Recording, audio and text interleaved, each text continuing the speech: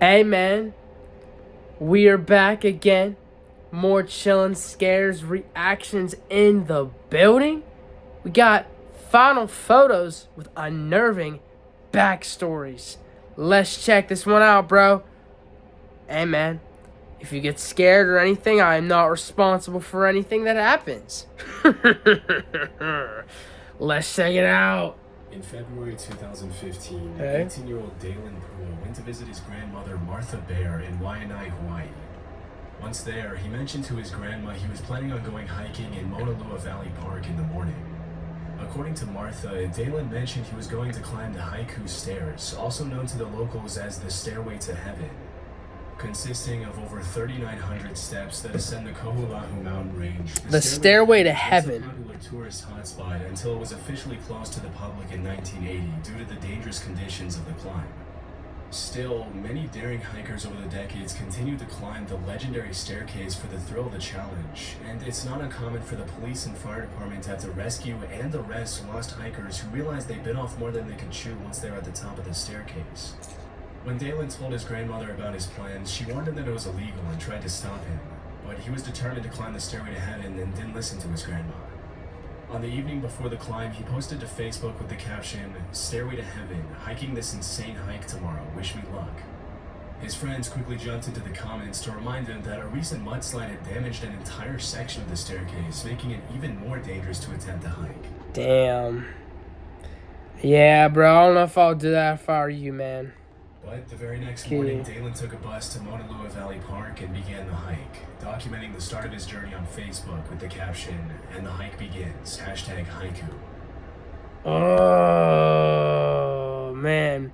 Obviously, he had to have brought essentials, right? He had to have brought, like, food, drinks, any, like, type of, like, essentials for, like, where, like, he's going, right? He had to have brought some sort of essentials, didn't he?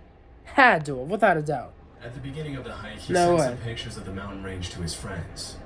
At around 11 a.m. that day, he sent this last image, after which he became unreachable on all... Last image. Are you kidding me, bro?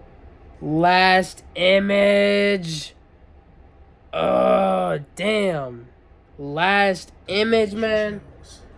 His friends tried to... Bro, I'm not... Dude, why do I swear I can see, like, a little bit of the head there? I ain't tweaking, right? I am not tweaking, bro. Ain't no way. I ain't tweaking at all. I can see a man in that shit, bro. During the hike. The next day, Dalen was reported missing, leading to a citywide search involving damn, the dude. That looks like some heavy-ass rain, but... the U.S. Navy, holy several shit. drone pilots, and local volunteers. From the moment the search began, the authorities suspected he had successfully climbed the Stairway to Heaven, but was unable to come down safely due to the treacherous conditions. On the first day of the search, it rained heavily over Honolulu, making the climb to the top almost impossible for the authorities. After 4 days of looking for Dalen with dogs, helicopters, and infrared cameras, the search was called off. But later that very same day, 2 hikers who were climbing a nearby ridge claimed they heard someone screaming for help, and the fire department decided to extend the search another day. But on Tuesday, March 3rd, after days of fruitless investigation, the search was permanently suspended.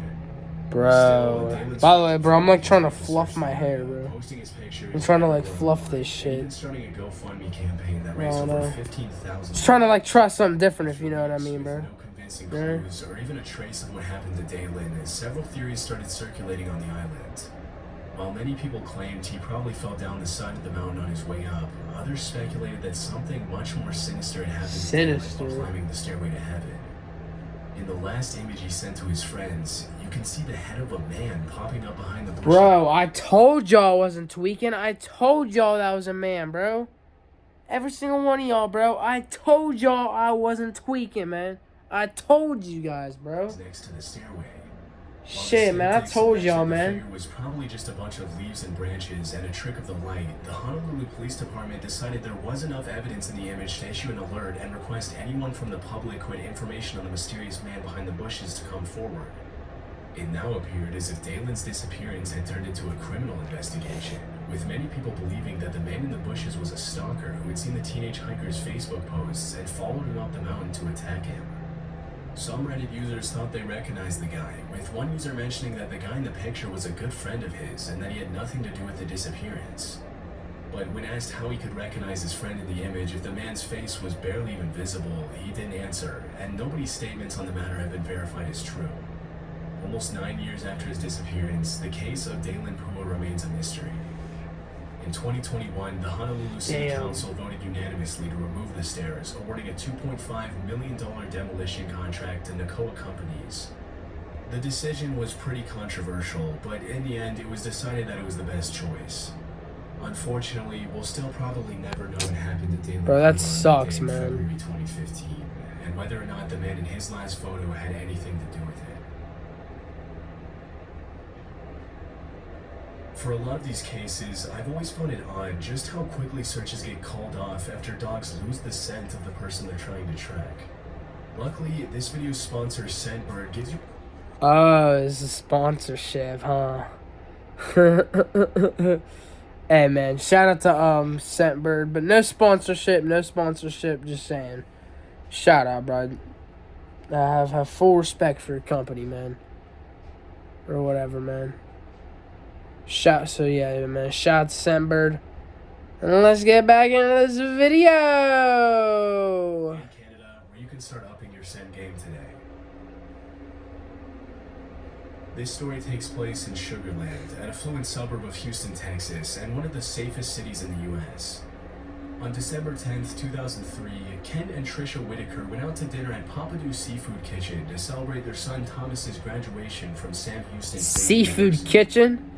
Thomas, Hey, they ate some seafood in that bitch. Got a $4,000 Rolex watch as a gift from his Ooh, W gift. dinner, the family laughed. Had to throw that out there. Teased each other like the happy family they appeared to be on the surface. At one point during the meal, Ken asked his wife and sons to get together for a picture. The image shows Trisha and her two sons, Kevin and Thomas, smiling for the camera, and at first glance, everything seems pretty much perfect. Just after 8 p.m., the Whitaker family left the restaurant and headed back home. As they walked up the steps to their house, Bart stayed back to get something from his car, and his dad waited for him. As soon as Kevin opened the door, a man in a ski mask held up a gun and opened fire on the family. Within a few seconds, Kevin, Trisha, Kent, and Bart were lying on the floor with gunshot wounds. As soon as the shots rang out, a neighbor called 911, and even though he was injured, Bart did the same as the attacker ran out the back door. When the responding officers arrived, they found 19-year-old Kevin Whitaker dead on the floor. Trisha was immediately airlifted to the hospital, but sadly didn't survive. Miraculously, he survived a gunshot wound to the chest, while Bart got away with a single bullet wound to the arm. Alright, that's good, bro. At least the dad and son survived, but man, bro, that's so sad, bro. People low-key be crazy, bro. The authorities called the crime a burglary gone wrong. Suspiciously, the alleged burglar left behind the gun he used to commit the crime, but the palm print on the gun didn't yield any useful information. As it was later revealed, the gun had been taken from the Whitaker family's upstairs gun safe, which made it clear that whoever committed the gruesome crime knew the layout of the house before entering. The detectives on the case soon realized that this was no ordinary burglary, as no valuables had been stolen, and the family's drawers and closets seemed to have been neatly pulled out by someone who had been a little too careful not to destroy anything. The day after the murders, detectives discovered that Bart was hiding something from his parents. Hiding something? Not only had he not graduated from university, but he was actually a freshman on probation for not attending his classes and had a 1.4 GPA. 1.4 GPA? God damn. About a week after the horrifying incident, Ken and Bart went to Kevin and Trisha's funeral, which was attended by over 1,000 Sugarland residents who had never even heard of such a brutal crime being committed in their city. Several law enforcement officers were at the funeral, not so much to mourn the victims, but rather to watch Bart Whitaker closely. The night before the funeral, a former roommate of Bart named Adam Hipp had gone to the police station and made a shocking revelation. According to the police report, Adam mentioned to the cops that one day in 2001, Bart had approached him and told him about an elaborate plan to murder his family in order to inherit their house and about $1 million in life insurance money. Bro! Oh my, bro. Bro, stay safe out there, bro, you guys, man. Stay safe out there, bro. I just gotta say that, bro. Stay safe out there, Bart had bro. even offered him a cut of the inheritance money if he agreed to kill his family framed through a burglary gone wrong and shoot him in the arm in the process to make it look more believable. The more details Adam revealed about the chilling conversation, the more the cops realized that the plan Bart had talked about with his roommate was eerily similar to the events that took place on that fateful night in December 2003. During Adam's interrogation, the name of two more of Bart's college friends were brought up, Chris Brashear and Stephen Champagne. Chris and Stephen worked at the same country club as Bart, and when the cops tested their DNA and sent samples, they found a perfect match for what was found at the crime scene. As the detectives closed in on the suspects, Bart realized he was in trouble. One night, about 7 months after the murders, he told his father he was going out to the club, and he never came back. The authorities looked everywhere for him, but it seemed he had just disappeared without a trace. With Bart nowhere to be found, the cops focused their efforts on Chris and Stephen. Eventually, Stephen cracked under the pressure of the interrogation and admitted that he had been the getaway driver on the night of the crime. Chris had been the gunman, and Bart had orchestrated the entire thing. Stephen even led the police to a bag that had been thrown off of a bridge into Conroe Lake, which contained pretty damning physical evidence, including two-way radios, water bottles, and ammunition that matched the shell casings at the scene. Almost 2 years after the murder, Stephen and Chris were arrested, but Bart was still nowhere to be found. Unbeknownst to the police, Bart had started a completely new life in Mexico. He had a small apartment, a job in a furniture store, and even a girlfriend. Disturbingly, Bro, revealed that Bart had lied to his girlfriend's family and spun a very convincing tale about his past, alleging that he had gotten shot in the shoulder while serving in Afghanistan. A year and a half after the murders, a man named Rudy Rios called the cops and confessed that about a year earlier, Bart paid him $3,000 to let him assume Rios' identity and flee to Mexico. In September 2005, Bart was arrested in Mexico, extradited, and charged with the murder of his mother and brother. As it was later discovered, he had tried to carry out the plan on several occasions with other roommates and friends, but something always seemed to get in the way. In an interview with ABC News, Bart claimed that when he was planning the killings, he was operating on autopilot and about as close to numb as a human being can get. After the trial, Bart was sentenced to death, a decision his father lobbied against for years. Kent claimed that having his son Hey, bro, I mean, W father, though, bro. W father, though, for real. W father, bro. Even though your son tried to commit a crime, bro, W father, bro. On some real shit. Executed would only make him a victim once again, and that he had suffered enough. In February 2018, just 40 minutes before Bart's scheduled execution by lethal injection, the governor decided to spare his life. Man, that's a lot, bro. But hey, bro, whoever was working for that damn court system, bro, W. I ain't gonna lie, bro.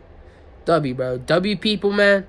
W people, bro. I ain't gonna lie. As of 2024, Bart is still in prison, where he will remain for the rest of his life. Miraculously, Ken has forgiven his son and went on to remarry and even write a book about his experience called Murder by Family, the incredible true story of a son's treachery and a father's forgiveness. For many people, the most haunting aspect of this whole case is the fact that in this last picture of the apparently happy family together at dinner, Bart knew very well that if everything went according to plan, his entire family around him would be dead less than half an hour later. Maura Murray was born on May 4th, 1982 in Brockton, Massachusetts, and was the youngest child in a family of 7. She grew up with her siblings in Hanson, a small suburb of Massachusetts. Growing up, she was gifted athletically and academically, competing at a high school level in basketball, running, and multiple other sports. Hey, that's fire, bro. Bro, whenever you're gifted athletically and physically, bro, damn, bro, it is literally a whole new motherfucking ball game from there, man. An award-winning cross-country runner, Maura graduated at the top of her class at Whitman Hanson High School, after which she decided to go to West Point and follow in her older sister's footsteps. But 2 years into West Point, she decided to transfer to the University of Massachusetts Amherst, where she went into nursing. Amherst. In 2003, she did something pretty unexpected that stood out as unusual to everyone who knew her. In November of that year, she admitted to using a stolen credit card to order takeout from multiple different restaurants. Although the charges were eventually dropped thanks to her good behavior, the fraud marked the beginning of a series of incidents that completely changed the course of her life. One night, in early February 2004, Maura was working at her campus security job and decided to call her sister Kathleen. After talking about Kathleen's troubled relationship with her fiancé for a while, Maura allegedly broke down in tears at around 10:30 p.m. while still on the job. When her supervisor arrived at her desk, Maura seemed completely zoned out, just completely out of it. When asked what was wrong, she only responded with the words, "my sister." For 13 years, the details of the conversation between Maura and Kathleen remained a mystery, but in 2017, it was finally revealed what had upset Maura so much. Ooh. On that evening in 2004, Kathleen had been discharged from an alcohol rehab facility, after which her fiancé had taken her to a liquor store where she unfortunately relapsed. On February 7th, 2004, Maura's father went to visit her in Amherst, and after going car shopping and to dinner with one of Maura's friends, Maura dropped him back off at his hotel. That same evening, she borrowed his car to go to a dorm party at her campus, and at 2:30 a.m. on February 8th, she smashed into a guardrail in her father's Toyota on the way back to his hotel. Even though she almost totaled the car, there are no records of sobriety testing being conducted that evening. Damn, bro. I should feel it. She spent the night at the hotel with her dad, and the next morning she went back to Connecticut in a rental car. On Monday, February 9th, Maura used her computer to look for directions to Burlington, Vermont. She texted her boyfriend to tell him she loved him, and on the afternoon of Monday, February 9th, she emailed the nursing school faculty, informing them that she would be away from school for a while due to a death in her family. But it was later revealed that nobody had died in her family. That same afternoon, she texted her boyfriend again, promising him that they would talk later, and made some phone calls to rent an apartment in Vermont. At around 3:30 p.m., she drove away from her school's campus in her black Saturn sedan, which she had stuffed with clothes, textbooks, and toiletries. 10 minutes later, she withdrew about $300 from the ATM, which is when this image taken from the ATM security camera was captured. The final image ever taken of Maura Murray. The final image ever taken. Bro, that's painful. $40 worth of alcohol at a nearby liquor store and got back in her car to drive away from Amherst. A little after 4 p.m., she checked her voicemail, and that was the last time she used her phone. Shortly after 7 p.m., a Woodsville, New Hampshire resident called the cops to inform them of a car accident on a sharp turn on the highway near her house. She claimed in the 911 call that she saw a glowing light inside the car, possibly from a cell phone. A few minutes later, a school bus driver drove past the car and saw a young woman walking next to it. She didn't seem to be injured, and when he asked her if she wanted him to call the police, she claimed she had already called AAA, but records show she never made that call. At 7:43 p.m., the bus driver called the cops anyway, and this is where things started to get a little strange. Another Woodsville resident driving home from work claimed she saw a police car parked right in front of Maura's car at about 7:37 p.m. She claimed she didn't see anyone inside the car and continued home. Strangely, this statement contradicts the police department log, which mentions the cops arrived at the scene at about 7:46 p.m. According to the police department, when an officer with the Harborville Police Department arrived at the scene, he didn't see anyone inside. The car had apparently smashed against a tree on the driver's side, causing both airbags to deploy. Upon inspecting the inside of the vehicle, he found stains of red wine all over the car, as well as an empty beer bottle in the back seat. Bro, not... Things missing from the vehicle were Maura's debit cards, credit cards, and cell phone, which haven't been used since that night in February 2004. Another resident returning home that night claimed he saw a woman matching Maura's description walking quickly down the side of the road, but failed to report it to the police since he didn't know she was a missing person until several weeks later. The next day, a search was launched for Maura, but the cops couldn't find any clues indicating where she could have gone. As the authorities continued searching for her, Maura was labeled as possibly suicidal, and her friends, boyfriend, and family members were interrogated. Unfortunately, even though Maura had clearly shown an intention to go to Vermont, the case was only handled by Massachusetts state authorities for 10 days after the disappearance, after which the FBI finally stepped in. But by then, it was too late, and Maura had seemingly disappeared into thin air. During the investigation, several theories regarding Maura's disappearance started to emerge. Although the cops initially claimed she had been suicidal, the evidence found in her car seemed to indicate otherwise, as it seemed unlikely that a person bent on taking her own life would even bother to pack toothpaste and teeth whitener in her vehicle. It's also possible that she was so terrified of getting into serious legal trouble if she was found intoxicated at the crash site, especially after her recent credit card fraud charges, that she ran away to Canada by hitchhiking. This would also free her from the drama going on in her personal life back home, but it's pretty much impossible to confirm a theory like this. After the disappearance, Maura's father alleged that she had been abducted by a local kidnapper, while several members of the public started pointing fingers at the bus driver who had failed to stay with Maura until help arrived. Why y'all pointing fingers at the fucking bus driver? Bro, it is not the bus driver's fault. Suspiciously, that same bus driver moved to Florida with his wife a few months after the incident. Still, despite the amount of theories that have surfaced for the past 20 years, authorities haven't made any significant breaks in the case, and will likely never know. Absolutely wild, bro. Reynaldo Dagsa was a councilman in Manila, Philippines, who was known for cracking down on local crime, specifically gang activity during his term.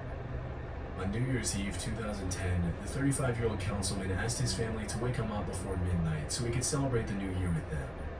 Shortly before midnight, the family went out on the street to join in on the New Year's celebration with their neighbors by lighting firecrackers and counting down to midnight. At one point in the evening, Reynaldo asked his wife, mother-in-law, and daughter to pose for a picture next to their car. Just as he stepped back to take the picture, a man with a baseball cap approached the family from behind the car.